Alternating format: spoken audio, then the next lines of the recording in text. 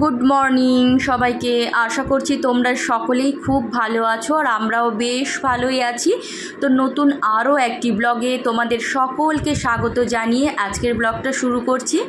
তো সেদিন তো দেখলেই যে গ্রিলগুলো ঘষা হয়েছিল, তারপর এই যে আমি আর হাজব্যান্ড দুজনে মিলেই কিন্তু কালার করে নিয়েছি। তো কালার করার পর শুকোনোর জন্য কিন্তু গাছগুলো কি বলতো ওখানে আর তুলিনি। তো আজকে এই যে সকালে ঘুম থেকে উঠে দেখছি যে হ্যাঁ শুকিয়ে গেছে, তাই আগে ব্যালকনিটা একটুখানি ধুয়ে নিচ্ছি আশপাশগুলো। তো তারপর আর কি এই গাছগুলোকে সব সাজিয়ে রাখবো।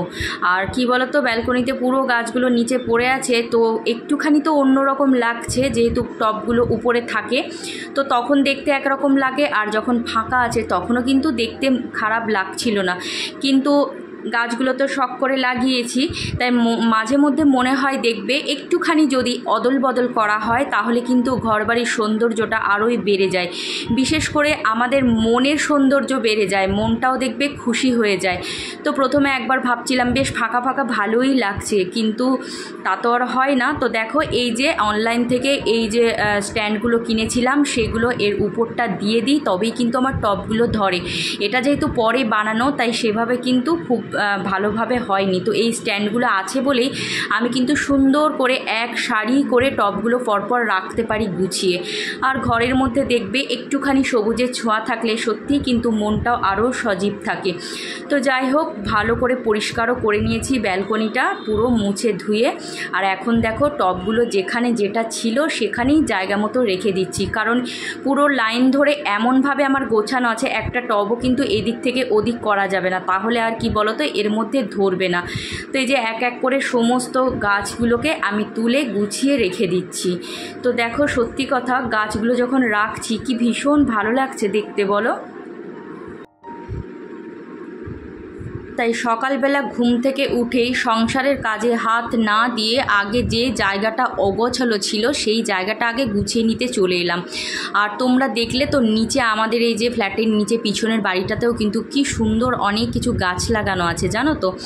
তো ভীষণ ভালো লাগে। ওদের অবশ্য বেশিরভাগটা ফুলেরই গাছ লাগানো আছে, ওই যে সাদা টগর, তারপর জবা, এইসব গাছ লাগানো আছে। কিন্তু কি বলো তো ওই সব গাছ মাটিতেই ভালো হয়, টবে কিন্তু সেভাবে ফলন হয় না ফুলের। তো ওই জন্যই ওই সব গাছ আমার তো নেই। যাই হোক, ওই জন্য বেশিরভাগটাই পাতাবাহারের মধ্যেই রেখেছি।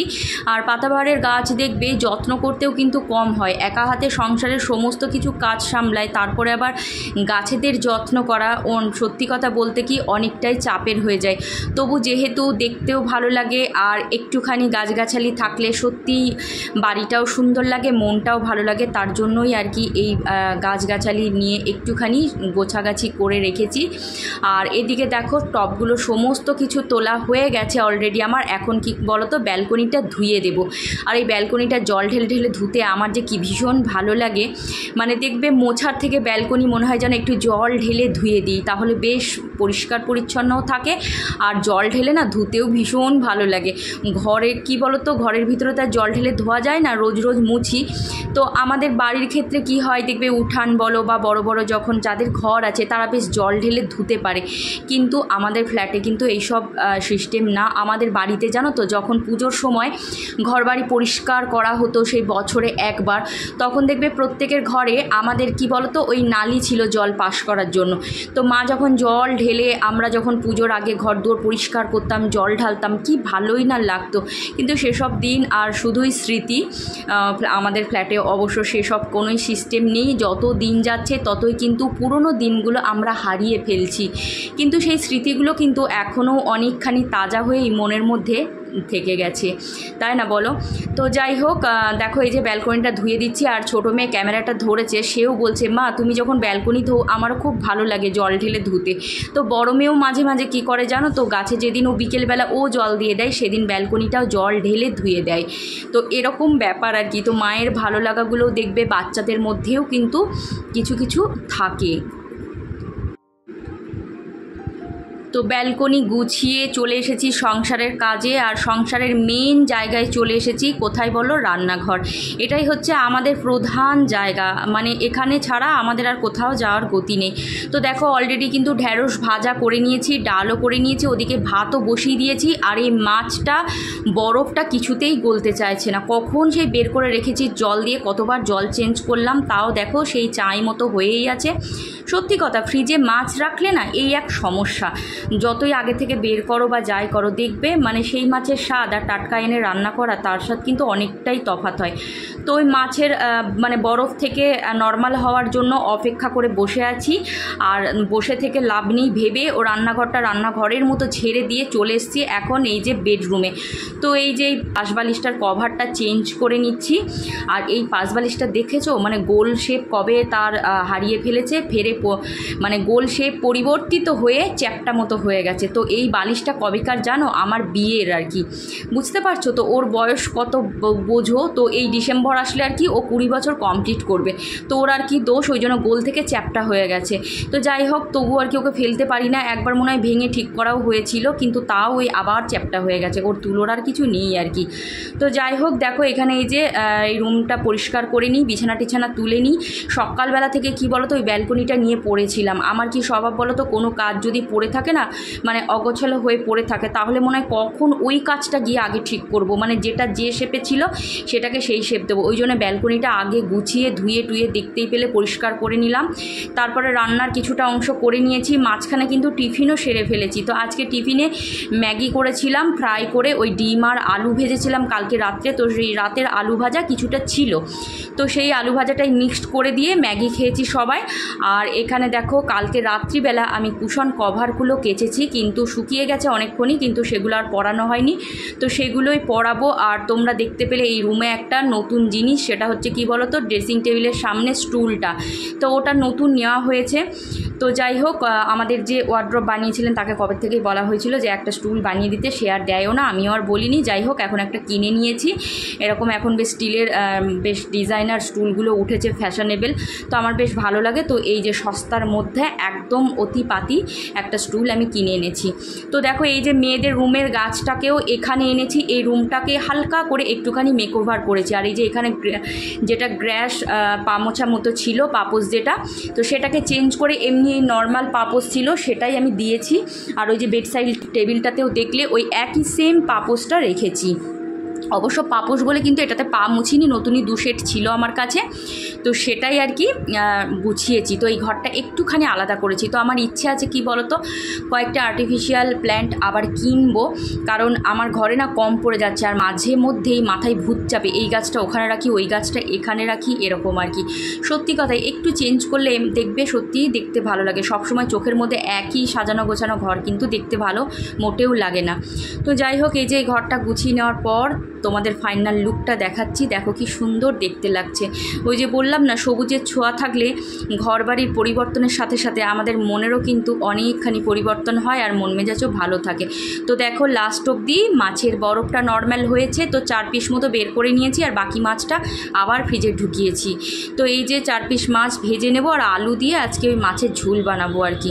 তো আজকে সেরকম বিশেষ কিছু রান্না করছি না, একটুখানি কলমির শাক ভাজা আছে কালকের, সেটাই গরম করে নেব। আর হচ্ছে এই মাছ আর আলু দিয়ে তরকারি, আর ওই ঢ্যাঁড়স ভাজার ডাল, ব্যাস এই হচ্ছে আজকের লাঞ্চ আমাদের। তোমাদের মধ্যে একজন কমেন্ট করে আমাকে বলেছো যে তুমিও আমার মতো রান্না করতে পছন্দ করো না, কিন্তু কি করা যাবে বলো, আমাদের কিন্তু পছন্দ বা অপছন্দ বলে কিছুই হয় না। বিয়ের পর যখন মেয়েরা সংসারে ঢোকে তখন কিন্তু সেই সংসারকে সুখী করতে আমরা নিজেদেরকে মানিয়ে নিয়ে আমরা আগামী দিনে চলতে শুরু করি। যত বেশি মানিয়ে নিতে পারবো ততই কিন্তু নিজেকে সুখী করতে পারবো এবং অপরকে সুখী করতে পারবো। আর বাকি সংসারের সবাইকে সুখী করাই কিন্তু আমাদের মেয়েদের জীবনের উদ্দেশ্য। আর এটা দেখবে মেয়েদের ওপরেই অনেকটা নির্ভর করে একটি সংসার সুখের হবে কি না, কারণ সংসার সুখের হয় রমণীর গুণে, এটা তো তোমরা সবাই জানো। তাই আমাদের ভালো লাগুক বা না লাগুক আমাদের কিন্তু সব কাজই হাসি মুখে করে যেতে হয়। আর যত তুমি হাসি মুখে কাজ করতে পারবে বা আমরা পারবো, ততই কিন্তু আমাদের বাড়ির সকলেই হাসি খুশি থাকবে, আনন্দে থাকবে। পৃথিবীর শ্রেষ্ঠ জীব হলো মানুষ, আর মানুষ পারে না এমন কোনো কাজ নেই। আর বিশেষ করে আমরা হচ্ছি মেয়ে মানুষ। মেয়ে মানুষ কিন্তু ইচ্ছে করলেই সব কিছুই করতে পারে। যদি সে মনে করে যে এটা সে পারবেই, তাহলে সেই কাজ থেকে সে কিন্তু সফল হবেই হবে। খালি কি বলতো, একটুখানি প্রচেষ্টা আর অফুরন্ত মনের ইচ্ছা আর নিজের উপর বিশ্বাস রাখলেই কিন্তু দেখবে যে কোনো কাজে কিন্তু মেয়েরা সাকসেস হতে পারে। এই যে মানসিক জোরটা, সেটা সব সময় কিন্তু নিজের মধ্যে বাঁচিয়ে রাখতে হবে, কোনোভাবেই তাকে মরে যেতে দেওয়া যাবে না। আর এই ইচ্ছেটা যদি মনের মধ্যে বাঁচিয়ে রাখতে পারা যায়, তাহলে মেয়েরা যে কাজেই হাত দেখ না কেন সেই কাজেই কিন্তু সফলতা আসবে, এটা আমার বিশ্বাস। আর এই বিশ্বাস নিয়েই সংসারের কাজ থেকে, সন্তানদের মানুষ করার থেকে, তারপরে যে ইউটিউবের কাজটা, সবটাই কিন্তু আমি করার চেষ্টা করছি। আর শুধু চেষ্টা করছি তাই নয়, যাতে সেই সমস্ত কাজগুলোতে, সমস্ত কর্তব্যগুলোতে যেন আমি সাকসেস হতে পারি, সেটাই সব সময় আমার 100% দিয়ে কাজ করার চেষ্টা করি। তো এই যে আমার ইউটিউবের আসার জার্নিটা, সেটাও কিন্তু অনেকখানি কষ্টের, জানো তো। তো এত কিছু কাজ করে ইউটিউবে ভিডিও করা, সেগুলোকে এডিটিং বলো, বা অবশ্যই এডিটিং আমি সবটা করি না, আমার মেয়েরা অনেকখানি আমাকে হেল্প করে। তো এই যে ওদেরকে যে এই শিক্ষাটা দিতে পেরেছি, যে মা যখন বাচ্চাদের জন্য, সন্তানের জন্য সব সময় করবে, এটা তো স্বাভাবিক ব্যাপার, কিন্তু সন্তানও তার মায়ের কথা ভেবে সে কি অতীতে ত্যাগ করে এসছে সেই কথা ভেবে যখন সন্তানেরাও তার মাকে সেই জায়গাটায় সহযোগিতা করে, তখন কিন্তু মায়েদের দেখবে মনটা খুশিতে ভরে যায়, গর্বে ভরে যায়। এরকম সন্তান পাওয়াও কিন্তু সত্যি কথাই ভাগ্যের ব্যাপার, কারণ সেই সন্তানকে তো ছোটোর থেকে তৈরি করতে হয়। কিন্তু সব মাই চায় যে তাদের বাচ্চাকে সুসন্তান হিসেবে গড়ে তুলতে, কিন্তু বাচ্চাদেরকেও সেটা অ্যাচিভ করতে হবে বা সেটা গ্রহণ করতে হবে, সেটাও ব্যাপার। আমরা তো দাতা, তাই না? আমরা সব কিছু কর্তব্য শেখাবো, দান করব, কিন্তু যে গ্রহীতা তাকেও কিন্তু সঠিকভাবে গ্রহণ করতে হবে, তবেই কিন্তু মা মেয়ের মেলবন্ধন বা সংসারের যে বন্ডিং, সেটা কিন্তু অটুট থাকবে। ঘরের কাজকর্মগুলো সেরে নিয়ে চলে এসেছি আবারও সেই রান্নাঘরে। আর এই যে এখন মাছ আর আলুর তরকারিটা বানাবো, তাহলেই রান্নাবান্না কমপ্লিট হয়ে যাবে। আর আজকে আমার আদার পেস্টটা শেষ হয়ে গেছে, তো ওই জন্য দেখো আদা গ্রেট করেই কাজ চালিয়ে নিচ্ছি। আমরা মেয়েরা কিন্তু এইসব জোগাড় দিতে হেভি, তাই না? তো যাই হোক, চলো রান্না করতে করতেই তোমাদের কিছু কমেন্টের রিপ্লাই করি। তো ময়ূক সাহা, তুমি জানতে চেয়েছো যে আমার ডাইনিং টেবিলটা কিসের। তো আমার ডাইনিং টেবিলটা হচ্ছে মার্বেলের। আর তুমি আমার ঠাকুর ঘরটা দেখতে চেয়েছো, তো নিশ্চয়ই দেখাবো। তবে কি বলতো, অলরেডি কিন্তু আমার চ্যানেলে মন্দির ট্যুর আছে, যদি তুমি সেটা খুঁজে না পাও তাহলে আমাকে কমেন্টের মাধ্যমে জানিও, আমি লিঙ্কটা শেয়ার করে দেবো। আর তার সাথে তুমি আরও জানতে চেয়েছো যে আমার মেয়ে কী নিয়ে পড়তে চায়। তো তুমি যতটা সহজভাবে লিখেছো, আমার কাছে এর উত্তর দেওয়া ততখানিই কঠিন, কারণ আমি নিজেও জানি না যে ও কী চায়। তো জানি না বলতে, ও বলছে ওর কথা, তো সেটাই তোমাদের সাথে শেয়ার করছি। তো নিটের প্রিপারেশন নিচ্ছে, আর তোমাদের যদি আশীর্বাদ থাকে আর ঈশ্বরের যদি ইচ্ছে থাকে, তাহলে ও নিশ্চয়ই নিজের স্বপ্ন পূরণ করতে পারবে। আর আমার সহযোগিতা তো সবসময় ওর সাথে ছিল, আছে এবং ভবিষ্যতেও থাকবে। তবে কি বলতো, চাইলেই তো হয় না, এর জন্য কিন্তু অনেক পরিশ্রম করতে হয়, আর কঠোর পরিশ্রম করতে হয়। আর সব থেকে মাইনাস পয়েন্ট হচ্ছে, আমার মেয়ে কিন্তু খুব বেশি কঠোর পরিশ্রম করে না। ওর মেধা আছে, কিন্তু পরিশ্রম করার ক্ষমতা একদমই কম। তাই ওই পরিশ্রম করার ক্ষমতা কম বলেই সেখানেই আমার কোথাও হলেও একটুখানি ডাউট থেকেই যায়। মা তো বুঝতেই পারো, সবসময় কিন্তু আমরা দেখবে ভয়ে ভয়েই বাঁচি। তো যাই হোক, দেখো মেয়ের ওই যে ডান্সের জুতোটা এখন মুছে পরিষ্কার করে রাখলাম, ওটা এখন তুলে রাখবো।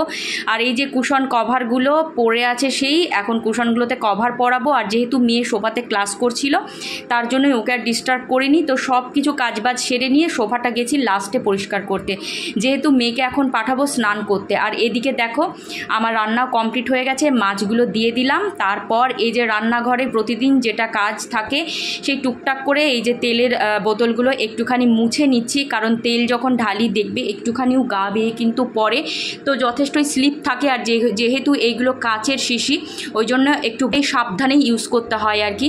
তো এই যে বাকি সব কিছুই কৌটো বাটা যেগুলো যা ছিল একটুখানি মুছে নিলাম।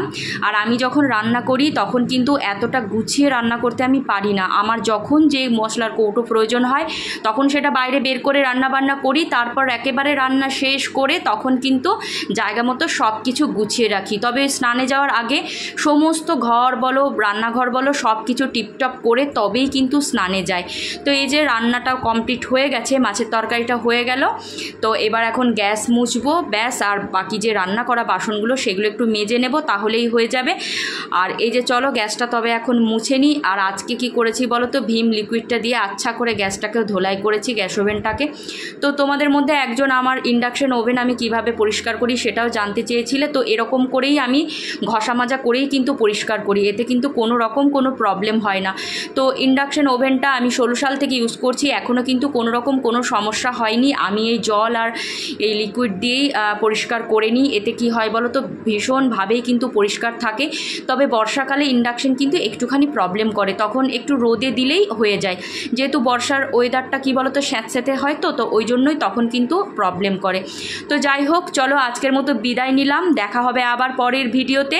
ততক্ষণের জন্য তোমরা সকলেই খুব ভালো থেকো, সুস্থ থেকো আর অনেক অনেক অনেক আনন্দে থেকো। তো দেখা হচ্ছে আবার পরের ভিডিওতে, টাটা।